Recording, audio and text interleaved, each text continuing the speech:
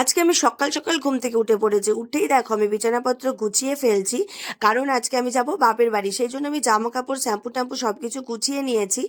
যা যা নেওয়ার ওই বাড়িতে গিয়ে আমি শ্যাম্পু করি সেই জন্য। তারপরে আমি একটুখানি শনিবার এলে মাথায় তেল মেখে নিই, কারণ তেল মাখাটা খুবই জরুরি। তারপরে আমি সকালবেলা একটুখানি ব্রেকফাস্ট করে রেডি হয়ে নিয়েছি। তারপরে আমি যাবো একটু রাজপুর বাজারে, কারণ মাসিমণির শাড়িগুলো ফলস পিকো বসাতে হবে সেই জন্য। তো আমি রাজপুর বাজারে গিয়ে দেখি শাড়ির ওই ফলস পিকোর দোকানটা বন্ধ। তাই জন্য আমি বুবাইয়ের কাছে গেছিলাম যে তুমি একটুখানি কিনে বাড়িতে নিয়ে চলে যেও, আমি তারপরে গিয়ে সেলাই করব।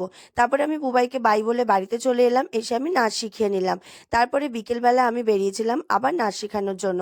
আর আমি একটু লিসার কাছে যাব, বহু বছর পর দেখা হলো ওর সাথে আমার, ওর কাছ থেকে আমার কিছু নেওয়ার ছিল। আর এখানে ভিডিও করছি বলে দেখো চুল ঠিক করছিল।